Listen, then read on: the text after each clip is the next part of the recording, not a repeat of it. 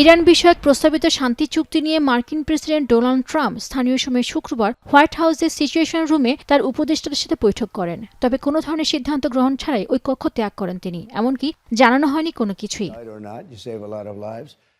এরই মধ্যে ফক্স নিউজকে দেওয়া সাক্ষাৎকারে ট্রাম্প বলেন, ইরানের সঙ্গে যুদ্ধবিরতি চুক্তিতে কোনো তাড়া নেই। তার আশা যুক্তরাষ্ট্র একটি চমৎকার চুক্তি করতে যাচ্ছে। অবশ্য তা না হলে ওয়াশিংটন সামরিকভাবে বিষয়টি সামাল দিবে বলেও জানান তিনি।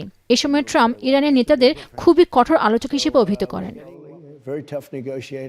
সাক্ষাৎকারে মার্কিন প্রেসিডেন্ট আরও বলেন, ইরাক ও ইরান যুদ্ধে মার্কিন সামরিক বাহিনীর জড়ানো উচিত হয়নি। তবে তেহরানে হামলা না করলে দেশটি এতদিনে পারমাণবিক অস্ত্রের ক্ষমতা সম্পন্ন হয়ে উঠত বলেও উল্লেখ করেন তিনি।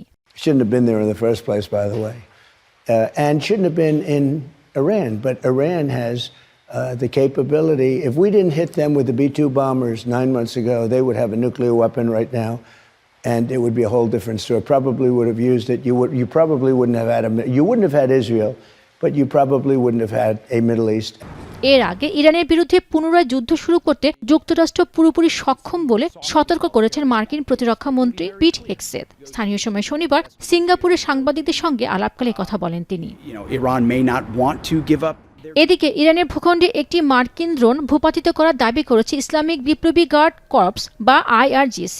দেশটির সম্প্রচার মাধ্যম IRIB জানিয়েছে, MQ-1 ড্রোনটি যখন তেহরানে অভিযান চালানোর চেষ্টা করেছিল তখন বিপ্লবী গার্ডের আধুনিক ক্ষেপণাস্ত্র তা ভূপাতিত করে।